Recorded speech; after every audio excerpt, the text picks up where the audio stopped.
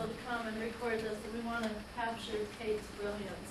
So I want to introduce you to Kate Zellner. She's our wonderful educational librarian at the library, and her background is from University of Michigan, right? Is that where you got your master's, and her undergrad was in Indiana. And I've heard her give this presentation before on systematic literature reviews and searches, etc. So I'll just turn it over to Kate. And what we're hoping to do this afternoon is have an overview of the processes, and Kate has a number of tips and tricks for you, and ideas for using electronic databases, some sources for help at citing APA references. And then at some point, we'll have a chance to walk around and hear from you individually what you're thinking, a little bit about the topic that you're thinking of studying, and actually have you go ahead and start doing some searching. And some of you will have things that are too broad, and you may already have a sense about that, and hopefully we can help you narrow it a little bit. And some of you may have the opposite problem, where you have a topic that maybe is too specific and you're not finding any literature on it, or not a substantive amount of published literature already on that topic. And so hopefully we can brainstorm a little bit about broadening that topic. So that's where we're headed. So Kate. Well, thanks for all coming. Professor Alwell said, my name is Kate Zellner, and I work with all the departments in the School of Education and also the psychology department. And I know she told me that a bunch of you are from different departments within the school there. Is that right? We've got counselor ed, we've got HHP. Okay. So one of the challenges, obviously, is that you're going to be looking at different resources based on your subject area. But hopefully we can talk about some general approaches so that when you're working on your literature review, you'll have those strategies in mind to get going. And you've got a handout. I think everyone's got one.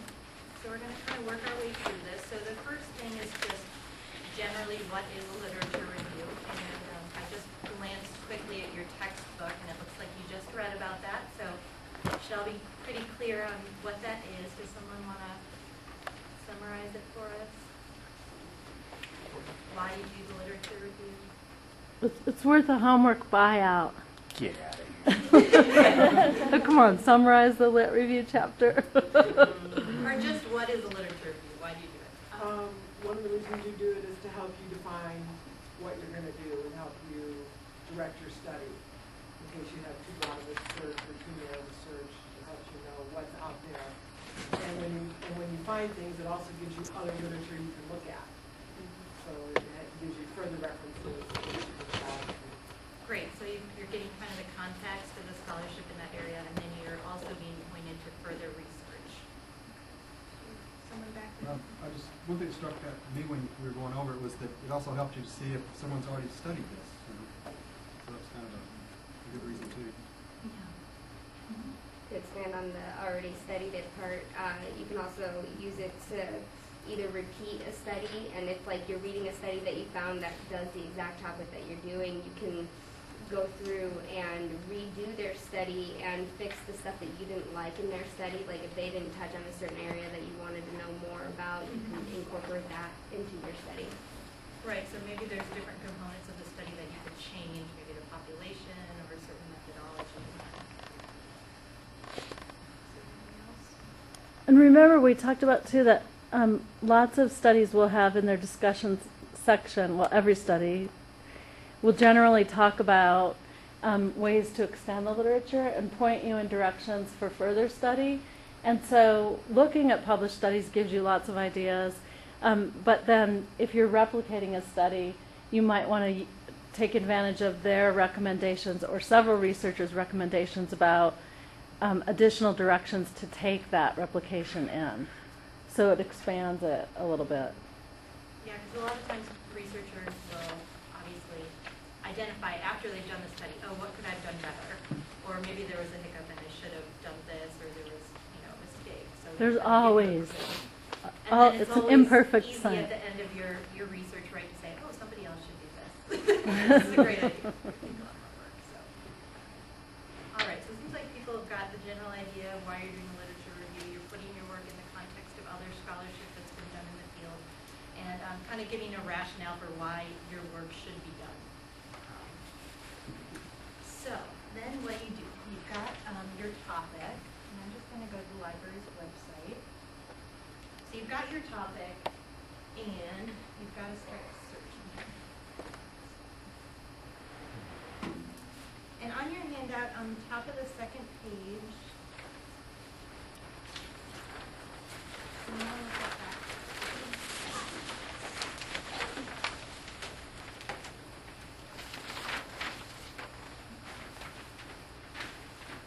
these are just some, pretty basic steps you can take to get yourself started. And I know most people, myself included, like to just jump on the computer once you've got your topic and start going. But it can be helpful to step back and take the time to look at your question and to break it down into the key components of that question. What are the key facets that you're looking for?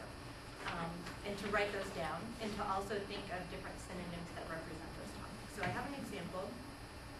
If I was looking for information on the effects of television violence on adolescents.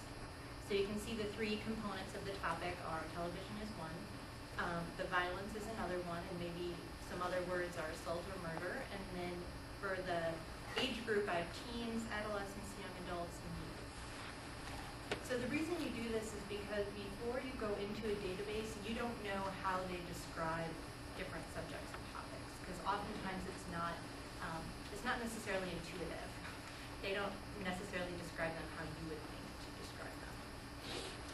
So once I have those broken down, then I have to figure out how I'm going to combine those when I actually go into the system to search.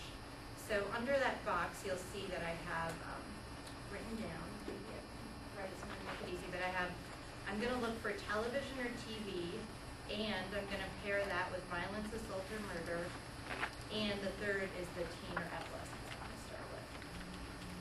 And once you get into a database, I'll open one quickly for you to see. So I'm just going to go into Psych Info.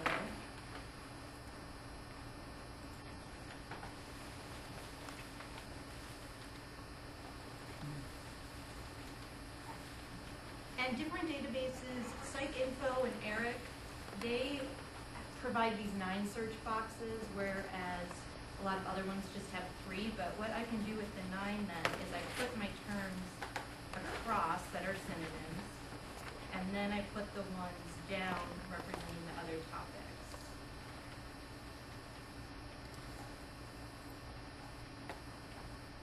And I think some of you have seen this asterisk before. Can someone tell us what that means when I use this?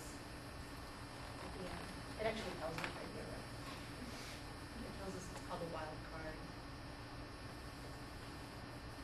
So people know what that does. It'll search for the exact part of like teen, but then also include like teenager. Right. Just any ending that's on it. Right, so it's going to capture all the different endings of that word without having to type them all out. So again, I took my 3 concepts and then I need to put it into the database so that I can bring up the results that I want. So if you want to take a minute, I have 3 research type questions, and if you want to break those down into the different components you would use for searching to find information on this topic.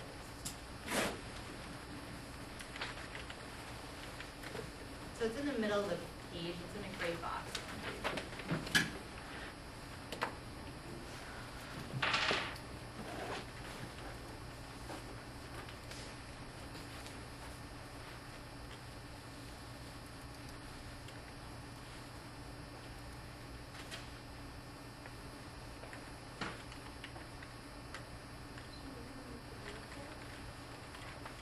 You don't have to actually go into the database and do this. This is just your first stab. If this was your research question, what are the different components of the topic that you would think of to use when you do go to a site?